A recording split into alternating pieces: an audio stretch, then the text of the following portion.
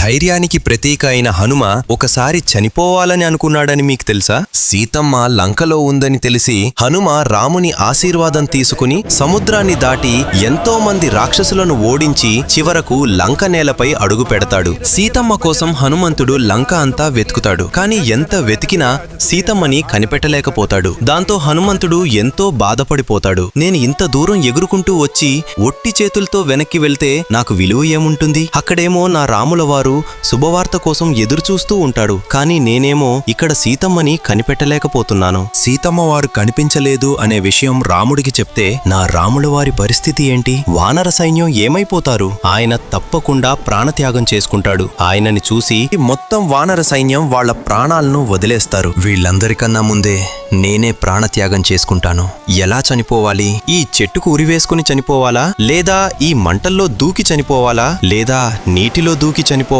లేక ఆహారం తినకుండా అలానే ఉండి చనిపోవాలా? కానీ నేను చనిపోతే వాళ్ళంతా ఏమైపోతారో ఏంటో అనుకుంటూ తనకు తానే ఓదార్చుకుంటాడు. సరిగ్గా అదే సమయంలో పక్కనే ఉన్న అశోకవనము నుండి ఏడుస్తూ బాధతో ఒక గొంతు వినబడుతుంది. ఆ గొంతు వినగానే హనుమంతుడు చిరునవ్వుతో ఎగురుకుంటూ వెళ్లి చూస్తే సీతమ్మ కనిపిస్తుంది. హనుమంతుణ్ణి చూడగానే సీతమ్మ హృదయం ఆనందంతో నిండిపోయి చిరునవ్వుతో లేచి నిలబడుతుంది. హనుమ రాముల వారి ఉంగరాన్ని సీతమ్మకి ఇస్తాడు. దయచేసి ఎవరైనా ఆత్మహత్య చేసుకునే సమయంలో ఒక్క క్షణం ఇంట్లో వారి గురించి ఆలోచించండి. హనుమంతుడు అంటే మీకిష్టం ఉంటే జై బజరంగబలి అని కామెంట్ చేయండి. జై బజరంగబలి.